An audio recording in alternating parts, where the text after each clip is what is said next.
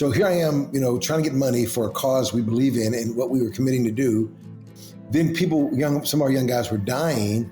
We needed more staff. I'm gone away from my family a lot. So all those kind of variables created this, I'm failing somewhere and I must not be the one. I must not be doing something right. I was contemplating suicide because if I'm not here, then I'm better for my family because they don't have to deal with my inconsistency, the guy, somebody else. All these things that I began to believe was the problem, but it was coming from a deeper place. And I was taking those rejections in a deeper way because I didn't own these wounds. Welcome to the Crucible Project Podcast. The Crucible Project is a nonprofit organization committed to creating a world of men and women who live with integrity, grace, and courage, helping them to fulfill their God-given purpose. This podcast will discuss important and sometimes difficult topics while delivering practical life applications with men and women who are currently practicing this work. We are igniting Christ-like change in men and women through experiences of radical honesty and grace.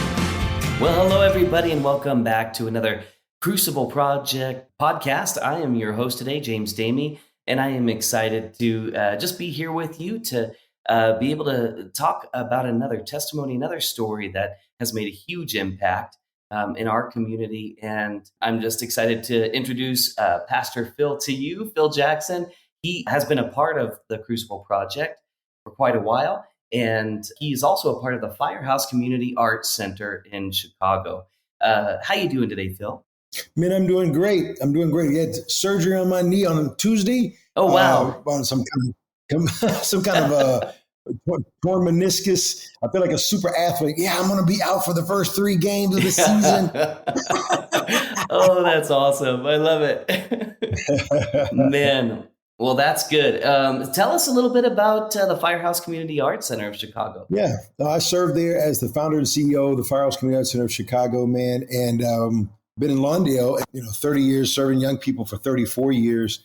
And we've owned a Chicago fire station. We converted to an arts center, and we hire and recruit the most violent young men we can in the neighborhood. Young men and women, most likely to shoot somebody or to get shot. And we have an outreach team that hits the block every day. They spend 25, 30 hours a week on the block trying to grab young guys, intervene, interrupt, stop, hinder, pull things back. They have powerful street credibility to do that. And then when they build those relationships, then they build them into our mentoring arm, which is phase 2. And young guys and women are with us for 25 hours a week for 6 months. And with, a ratio of 1 to 5, mentor to mentee, help them get their high school diploma, help them get therapy, get one-on-one counseling, get workforce development, get them work ready, and even Wow. skills that they learn, man. So it's a lot of our work that way that we do. We love our young people in North Lawndale, and we love the communities we serve in those buckets where those violence happens the most.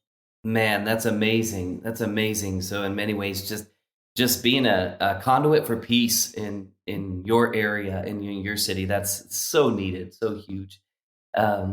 Well, it's great to have you here, Phil. I'm excited to hear what's going on in Chicago. And I know I was talking to Roy, and he was telling me about you've been a part of the 2-year program. What has that done for you? The Crucible, man, what I love about the work in the Crucible that I didn't know when I went my first year, it was November 11 of 2011, that the ongoing tenacious work of making and putting the mirror in front of men doesn't stop after the weekend. That part is off the chain, man. From the soul groups to the exploration groups to the one-on-one to the training, they're not going to let you go as much as, you make a choice to be involved. But it's not like a church weekend where you're not going to be real with each other after that weekend. So the 2-year experience, man, was powerful. We went with 2 other brothers, Terrence Foster and Michael Bird, and we drove 45 minutes away from the city or thereabouts, first 3 Mondays of the month, met with 8 other brothers, and really dove into, some of the brothers we already knew, some of them we had staffed weekends, their initial weekends, and now they were leading 2-year groups, Wow. things like that. Wow. And so we did it together. We were, these are only men of color on that 2-year group, and wanted to break some of that stuff up to really be able to be, reconcilers together. And it was real transformative. Even the drive up and the drive back, to talk through what all that we had experienced on that 2-year gathering that particular day. The follow-up afterwards, meeting with guys and continue to build those relationships that way was powerful. I mean, the journey of a commitment of 2 years is both, sacrificial, but it's healing at the same time. Right? It's not sacrificial without its return. As we say in the Crucible, big truth, big grace, right? And so in the midst of that, a journey of bigger truth, bigger grace, you do that in community together. So I think getting over the travel, because once some of us get back to the city, like Michael Bird had to take another train, another 30 minutes back to where he lives further on the south side. So it's getting over that part, and then the value that you put forth in being together with the brothers in that way. So I encourage everybody that can save your money or whatever the case to go and to be a part of the 2-year group because of the depth of what it does. And, it peels things back in such a way where you may realize, wow, I want to maybe be a leader of a 2-year group. Maybe I see some stuff I never would have saw myself, right, to dive into a deeper way within the Crucible. So it's a powerful journey. Absolutely. Now, I love asking this question, Phil, because it's so funny every time the response I get. What was the initial, I don't know if it was a situation or a circumstance or just a person that got you into hearing about Crucible in the first place? Well, Greg Houston was a friend of mine. My wife and his wife were good friends, and Greg had been asking me to go on these weekends forever. I said, that's for white guys. That's some white guy stuff. Yeah.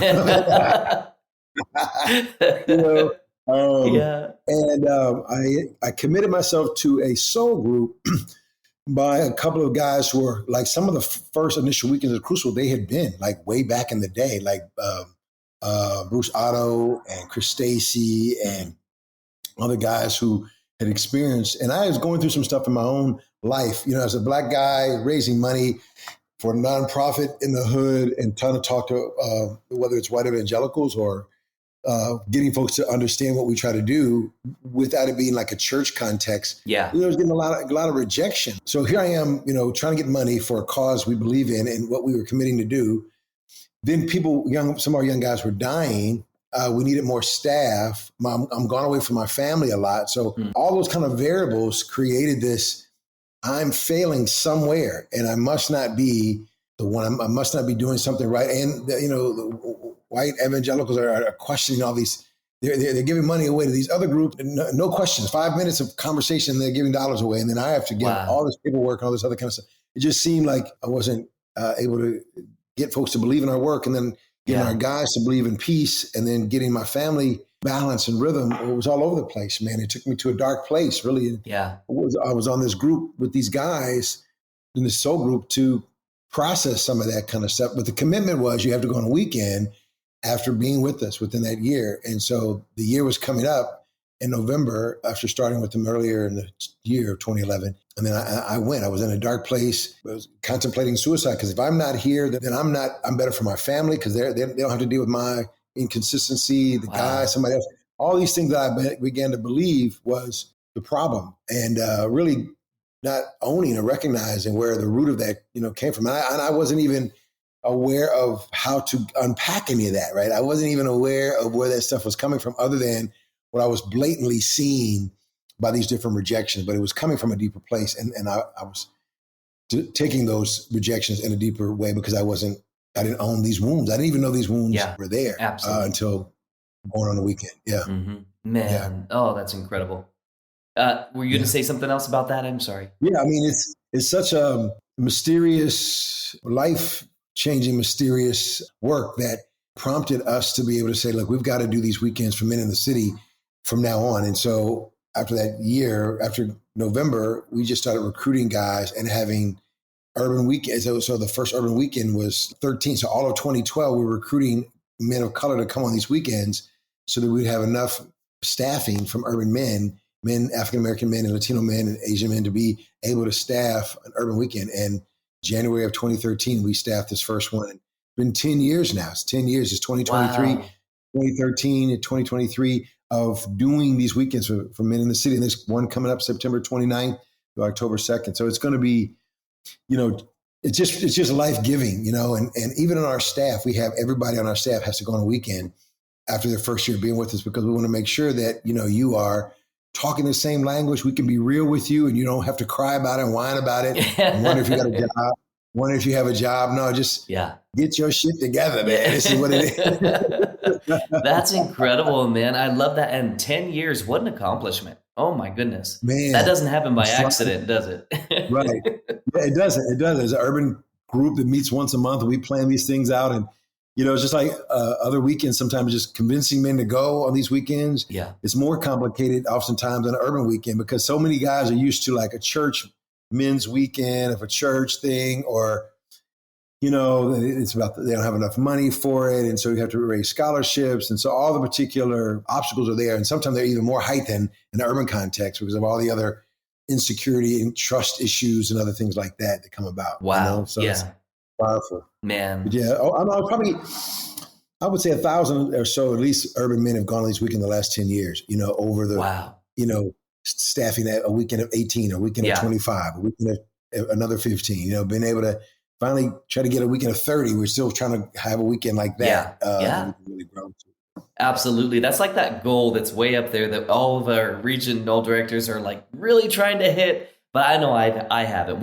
Our Wyoming region is pretty new, but I'm really excited to just see what's happened for you guys in the last 10 years. And you're right. It's one person at a time. It's one talk at a time. It's one cup of coffee at a time or one beer at a time, just to be able to connect with somebody, Yeah. And what you find when those things happen, James, is that you have like that one guy or those two guys, they're the ones who, once they go through it, they're like, they become passionate about it and they run.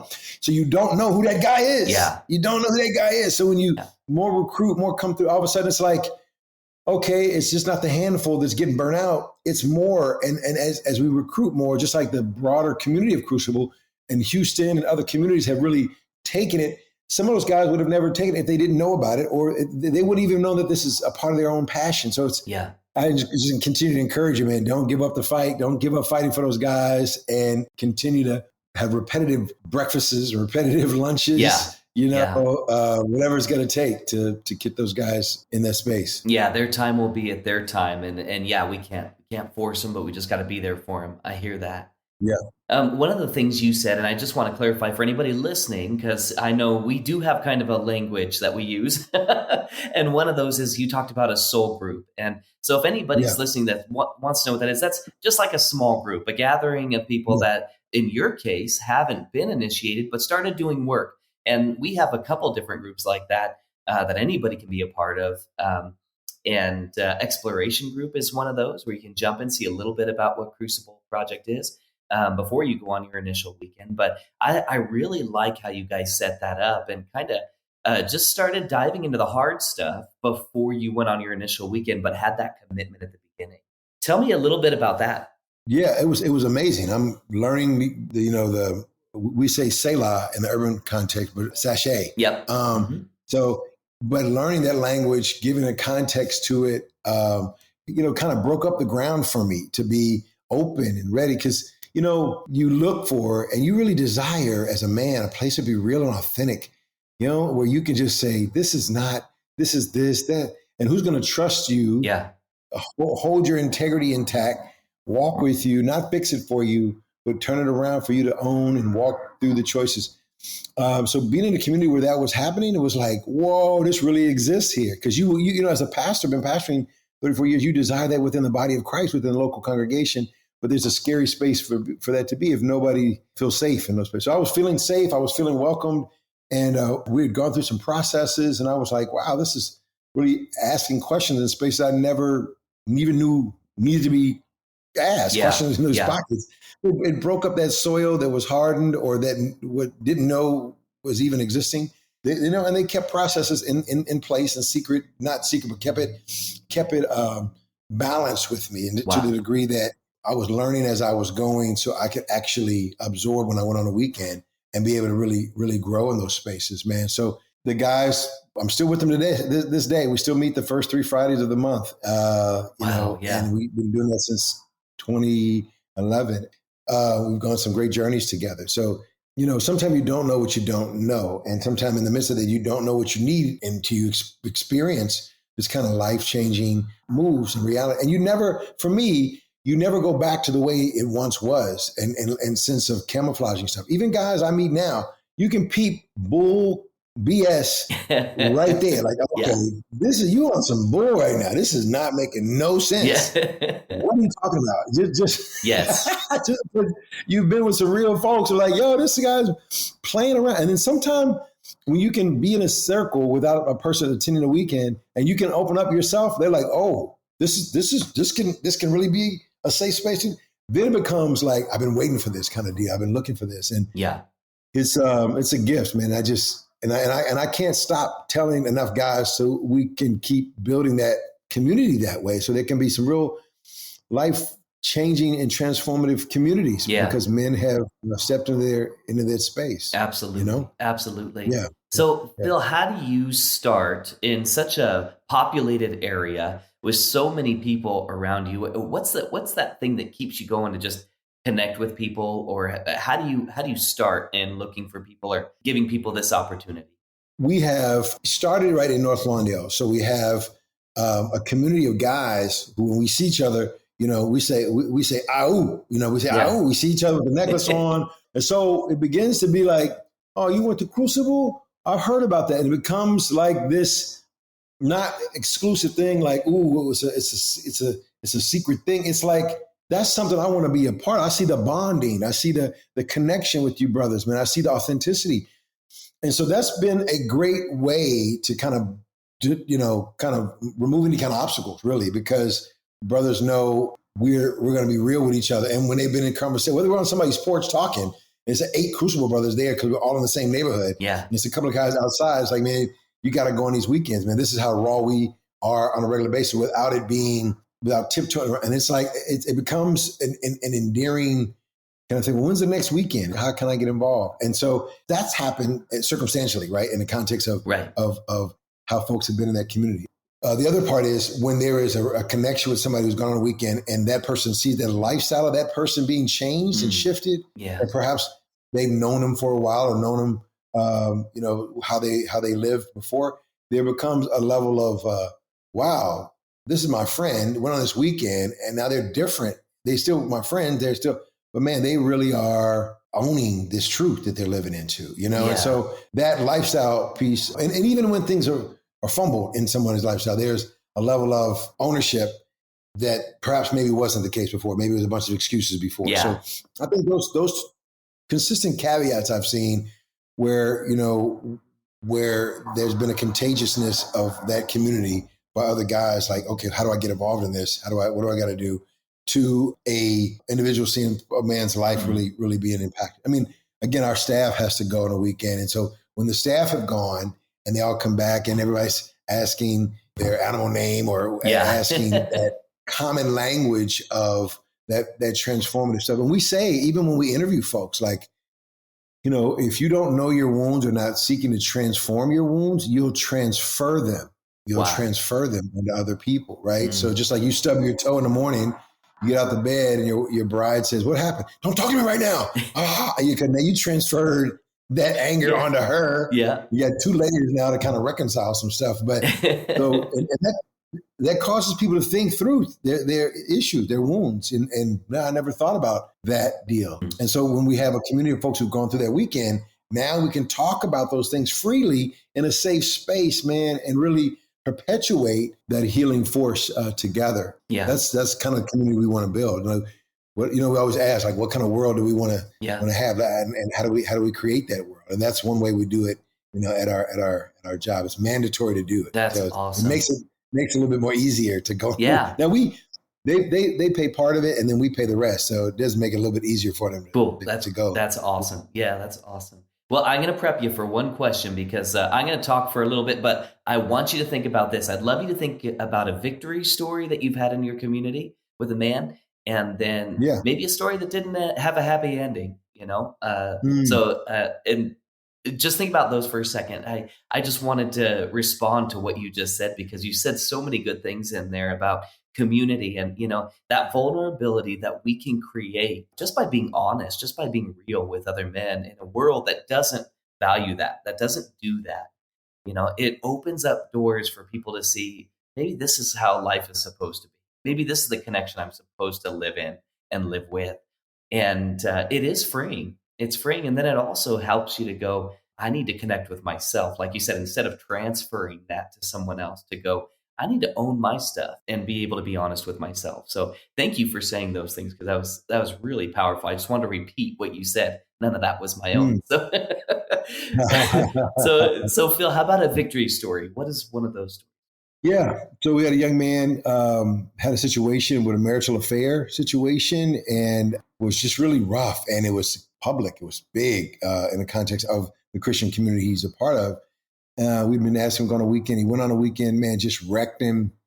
Wasn't sure what the status might be with him and his bride. Was not anticipating any kind of you're supposed to, because I went on this weekend kind of stuff, but really won her back and brought healing, resigned from a particular position he had so that he could be more intentional, being at home with her. I mean, and they're still together to this day. Really rippled into a stronger marriage. We didn't know what was going to come of it in light of all the things that had transpired in the midst of that, but he owned the hurt that he caused and really stepped in. Now he staffed some weekends, and he's really been a champion for the transformational work in his own part in life, with him and his wife. But it was a journey. It's a deep, long journey. It still is a part of that. It's still a healing force in the midst of that. We've journeyed with them. We've journeyed with them along that way. With our work in Crucible, in the urban context, man, we've had guys who, have no high school diploma, who were formerly deep in the gang life, that were like majors and generals. They got different rankings in different gangs, who come out of that lifestyle, but still have that edge to them. And one of my young men, who's like a son to me in the Lord, I've known since I was 11, was a major leader in the gang, got out of that lifestyle, was still involved in drugs, was kind of getting away from that, trying to. His wife was heavily involved in drugs and things like that. And so went on a weekend, Pretty Proud Peacock, man, was his name. And he came out of the weekend. And powerful weekend, transformative, man. And he was a part of a soul group for years. And, but yet, man, the drugs kept pulling him back, him back. He worked at the firehouse for a while, had to fire him, then we rehired him, then we had to fire him again. And man, he died of an overdose of fentanyl. He smoked some weed laced with fentanyl and died last year on his birthday. Man. And so it was but it was like healing. And he staffed a couple of weekends. I mean, he was involved in that. And really, as raw as he was on the street, the rawness of the Crucible gave him now a righteous rawness that he was able to enjoy and be involved, and was loved and beloved by traditional weekend guys and urban weekend guys and international weekend guys and all of the connections. But the drugs really, and the up and downness of things and the stability in his life really overcame him in that space, man. So we've had both of those tugs, and all the guys know him. All the guys know him, man. Brian Ollie, man, great brother, man. So absolutely. It is kind of opposite ends of the spectrum that you have to just keep moving through and being there for people. And man, this is a business that's about people. It's about helping people in their heart. You said it yourself, in your darkest time. And I didn't realize the darkness that I was facing too when I went into my weekend. It's just something we all have to come and have it put in front of our face sometimes. I mean, and the gift of being able to love that darkness, love that part that has been wounded so long, that it's a part of who you are. And yet this world we live in, and sometimes in Christianity, become what I call churchianity, gives you a pass to be fake with it. Pretty soon that fakeness will consume you. And you think that I got to continue to be this back and forth person, but through this work, you realize, I can love that part of me. The mystery of what God does on those weekends, man, and it's a God setup, man. It's incredible. Yeah. It's incredible. Very well said. Very well said. So any final tips that you'd give to any of our listeners or just something else about you that we don't know? I'm married 38 years, going on 39 now. Awesome. Have 3 great adult kids. We have 8 grandkids. Wow. That's awesome. Yeah. We are empty nesters, loving that space. We got these 2 little dogs, but loving that. the Crucible is a part of our fabric of our work, fabric of our life, fabric of our work at the Firehouse. And so as that becomes a way of life, it is not something outside of us. It's not like I do this and the Crucible. It's so interwoven that even our staff meetings, we check in. We have a check-in, sad, angry, scared, and everybody knows what that means. And it's so interwoven because I tell people we want to be better human beings than human doings. Yeah. And if we could just continue to be human beings and loving on each other, then the work will be like extra sauce on a great, rib that you have. It's like, oh my gosh, it's great. Now the work we do is just beautiful. I say that in light of whoever's listening, man. You're not completely whole, I think, until you've been to spaces where you can be that raw and uncut and real in a safe space to find that healing, no matter how long you've been in the faith. I mean, even in the faith, there's like, I'm pastoring, I got a master's degree in seminary, divinity, but it was still not enough. It was still some stuff that's missing there. And I think that is what God would desire from us to be in that space, that all that time in the word, all that time in faith, that God would desire us to be in a deeper, raw, real relationship with him through community of other men and women on those weekends. So don't hesitate to go because you don't have enough information. We fly planes, but we don't know the pilot, right? Right. We get operations, but we don't know the depth of the doctor, right? But we get these surgeries done. So it is with God. Trust the man who's inviting you as God has led that person through this work. Yeah. Oh, that's so great. That's so great. Man, and it is a day-by-day work that we have to do. Just being real. Yep, absolutely. Yeah. Well, Phil, I'm so glad that you were here today. Thank you for taking the time out of your impactful, busy life to be a part of this podcast and share your story. We never know who is on the other side needs to hear that there's freedom just available, And if you're in the Chicago area, reach out to Phil Jackson, reach out to him. And we'd love to see some more victory stories come through this. And maybe someone listening right now is that next one that needs to hear this. So thank you for being a part of it, Phil. Yes, thank you for the opportunity and grateful for you and your work. Continue to build that community there in Wyoming, man. It's going to be so life-changing, man. Generations, just think generations will be impacted, man, for years to come. That's crazy. That's right. And if that doesn't happen, we can always go just start reaching out to the Buffaloes and see what they can do and do some. We'll get somebody involved one way or another. But no, right. Phil, thanks for being here. If you're listening, and thank you so much for listening all the way through this podcast. We are on a journey together, and so don't do it alone. The journey continues. Let's keep going one day at a time together. Thanks for listening. Bye-bye. For more information about our weekends, please go to thecrucibleproject.org. You can also follow us on Facebook, Instagram, and Twitter. Rate and review wherever you are listening and subscribe on your preferred podcast platform. Also, don't forget to check out myjourney2.com for your free 2-week trial. That's myjourneyto.com. Thank you for listening.